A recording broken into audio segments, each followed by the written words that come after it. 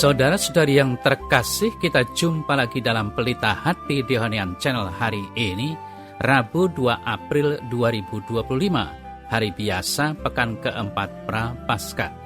Bersama Saromo Thomas Suratno SC dari komunitas SC Teluk Betung, Bandar Lampung, mendengar dan merenungkan sabda Tuhan, yakni firman Tuhan yang tersurat dalam Injil Yohanes, bab atau pasal 5, ayat 17 sampai dengan ayat 30.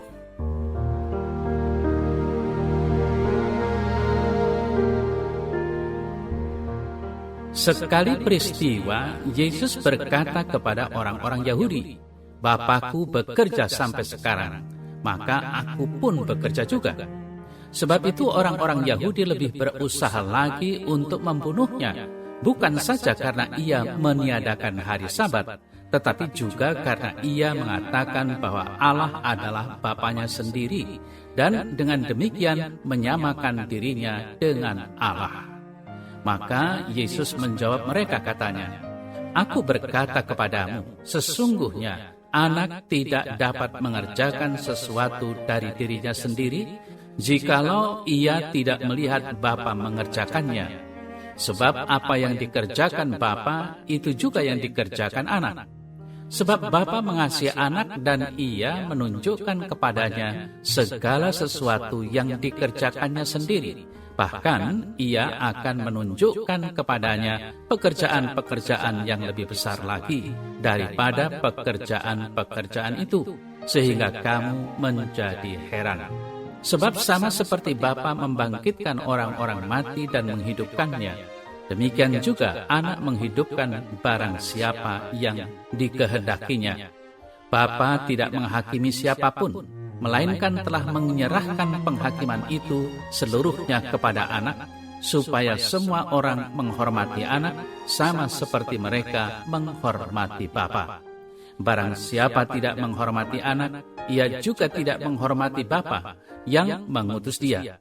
Aku berkata kepadamu, sesungguhnya barang siapa mendengar perkataanku dan percaya kepada dia yang mengutus aku, ia mempunyai hidup yang kekal dan tidak turut dihukum.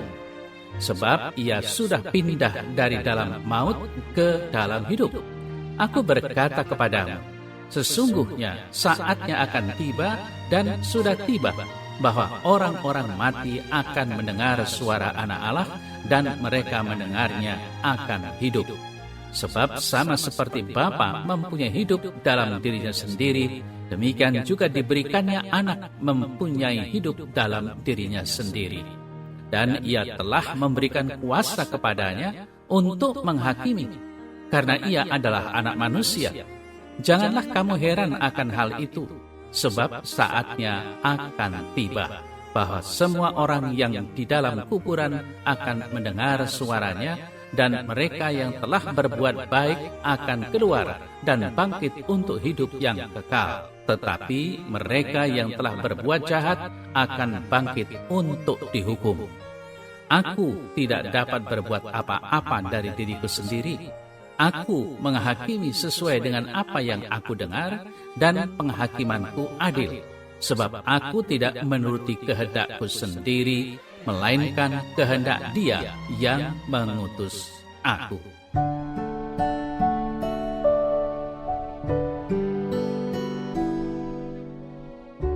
Saudara-saudari yang terkasih, warta Injil hari ini dibuka dengan pernyataan Yesus, "Bapakku bekerja sampai sekarang, maka aku pun bekerja juga."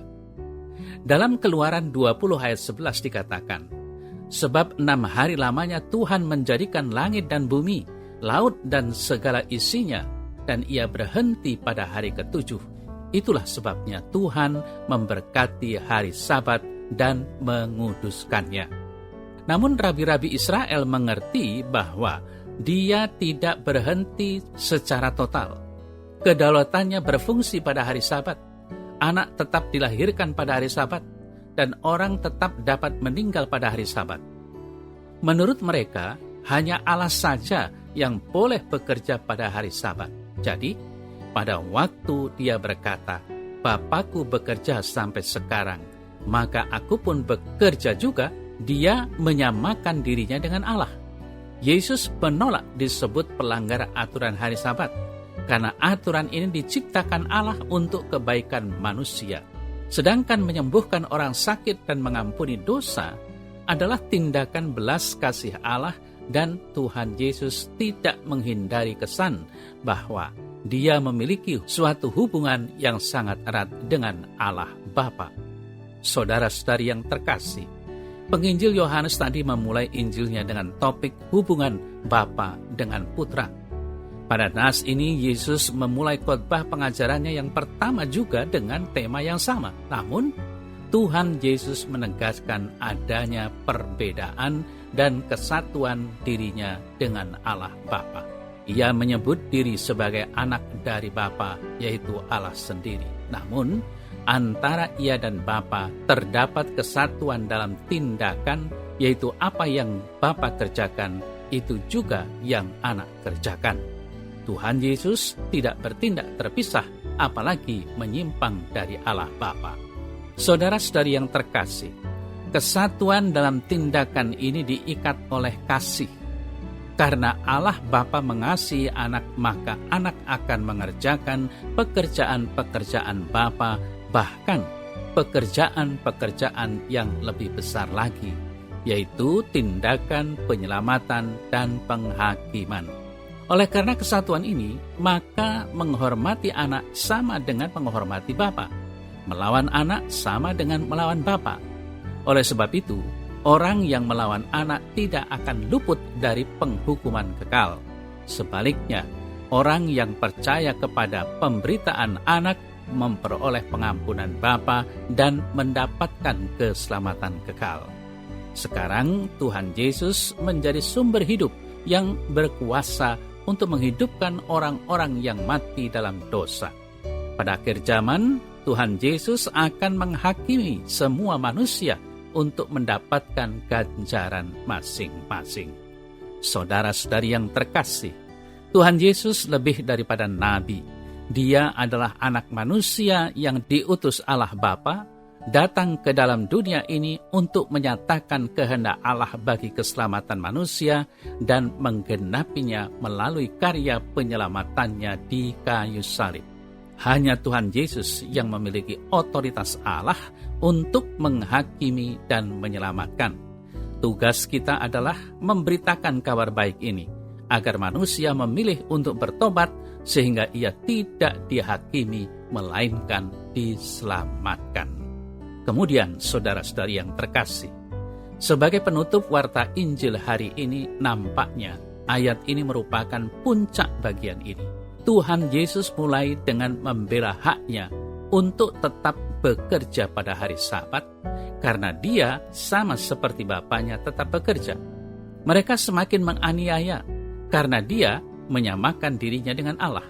Kemudian Dia menguraikan hubungannya dengan Allah Bapa.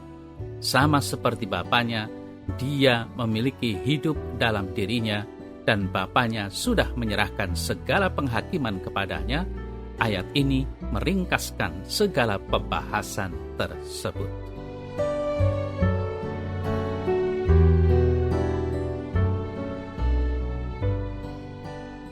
Dalam nama Bapa dan Putra dan Roh Kudus. Amin. Ya Tuhan Allah, Engkau yang bersatu dengan Bapa dalam kasih Roh Kudus telah menunjukkan karya keselamatan yang aku harapkan. Doronglah aku dengan kuat kuasa-Mu untuk selalu mewartakan dan mengimplementasikan kasih-Mu dalam mencintai sesamaku. Seperti Engkau telah dan senantiasa mencintai diriku, agar aku mampu memiliki hidup yang abadi. Amin. Semoga Allah yang Maha Kuasa memberkati saudara dalam nama Bapa dan Putra dan Roh Kudus. Amin.